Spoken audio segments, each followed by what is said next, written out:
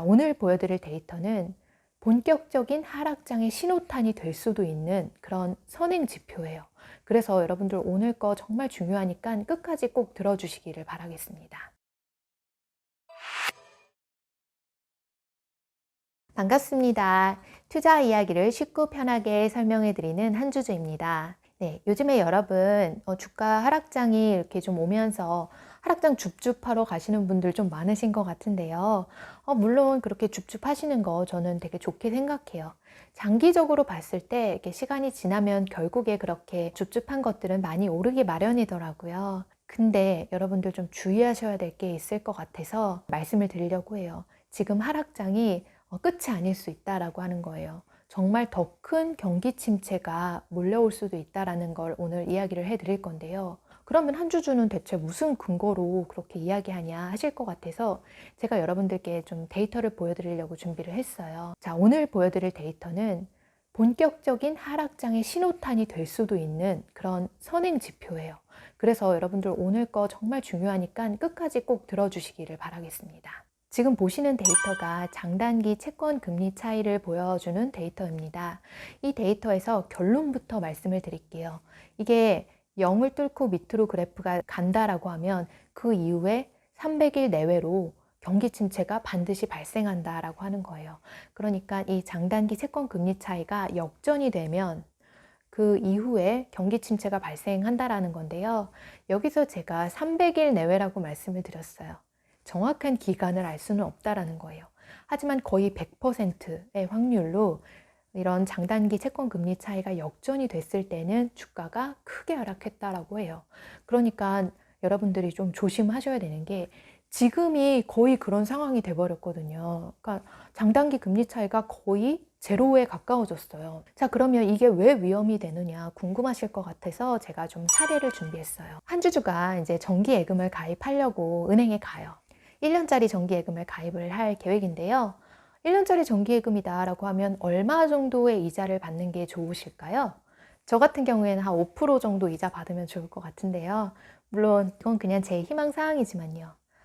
만약에 근데 1년짜리가 아니라 3년짜리 정기예금을 가입한다라고 하면 어떨까요?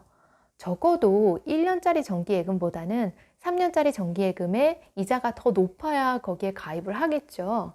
왜냐? 3년 동안 내 돈이 묶여 있는 거잖아요. 거기에 대한 리스크를 이제 보상을 받고 싶을 거예요. 그리고 또 이제 3년 동안 물가 인상이 되는 부분이 있잖아요. 거기에 대한 이자도 당연히 내가 이제 받아야겠죠. 하나 더 있어요. 은행이 망할 수도 있잖아요. 가능성은 굉장히 적기는 하지만 그래도 그런 것들에 대한 우리는 다양한 대가를 기대를 하는 거고요. 거기서 이제 이자 차이가 발생을 하는 거예요. 자, 그러면 3년짜리 정기 예금의 그 이자가 1년짜리 정기 예금의 이자보다 더 높다라고 하는 건데요. 이게 굉장히 일반적인 상황이고요. 채권에서도 역시 마찬가지예요.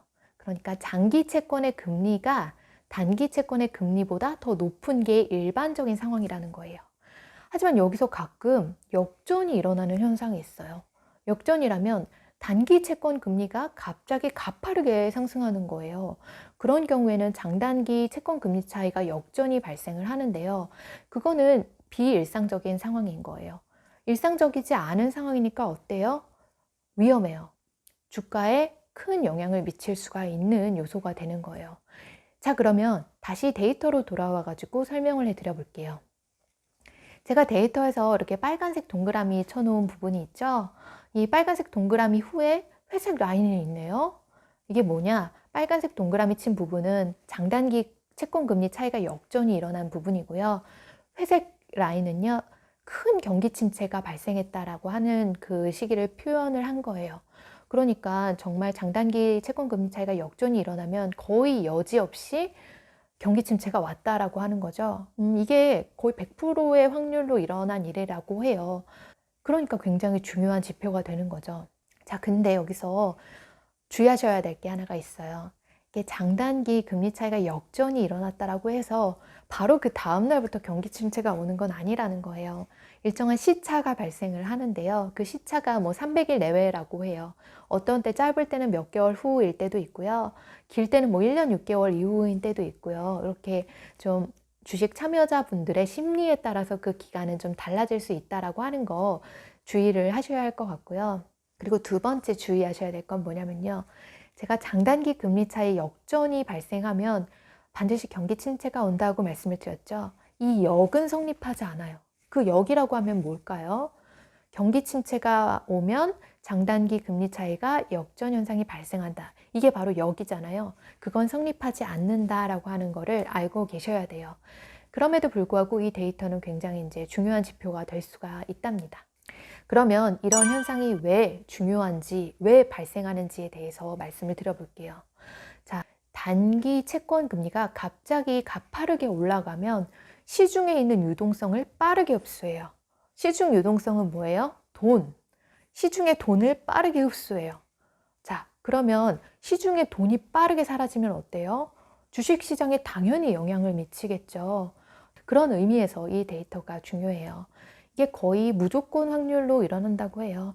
주식시장에서 중단기적으로요. 돈의 양이 굉장히 중요하거든요. 돈의 양이 거의 자산 가격을 결정하는 굉장히 중요한 요소예요. 그렇기 때문에 이거를 좀 반드시 주의 깊게 보셔야 하는 겁니다. 간혹 이런 말씀 하시는 분들이 있어요. 아, 혹시 이번에는 다르지 않을까요? 근데 전 적어도 말씀드리고 싶은 게 이거는 이런 내용에 있어서는 이번에도 다르기 좀 어렵지 않나 싶어요. 그래서 여러분들께서는 이 하락장 줍줍을 하실 때 좀 마음의 준비를 하셨으면 좋겠어요. 지금 좀 이렇게 크게 하락했다라고 생각해서 들어가지만 여기에서 또 반토막이 날 수도 있거든요. 물론 그 정확한 시점은 알 수가 없지만 그럴 가능성이 굉장히 높다라고 하는 그런 마음의 준비를 가지셨으면 좋겠어요. 저는 뭐 기대하는 바가 있다면 이 장단기 금리 차이가 아직은 역전이 발생하지는 않았어요. 하지만 그렇게 0을 뚫고 마이너스로 가는 상황이 오지는 않았으면 좋겠다. 그렇게 좀 생각은 해요. 그래도 이렇게 꾸준히 주가가 이렇게 오른다라고 하면은 기분이 좋잖아요. 이렇게 장단기 금리차 역전이 발생하면 큰 금융위기가 올 수도 있기 때문에 저도 역시 좀 불안한 부분이에요. 그럼 마지막으로 어떻게 대처해야 되는가? 그게 이제 궁금하실 것 같아요. 근데 대처 방안은 결국 원론적인 걸 말씀드릴 수밖에 없을 것 같아요. 뭐냐면 현금을 두둑하게 확보를 하는 거죠. 장단기 금리 차이가 역전이 발생해서 큰 위기가 발생을 한다고 가정을 해볼게요. 그러면 결국에 현금을 가지고 그 위기의 기회를 잡아야 되는 거잖아요. 그 현금이라는 총알이 없으면 그 위기를 기회로 우리가 만들어낼 수가 없어요.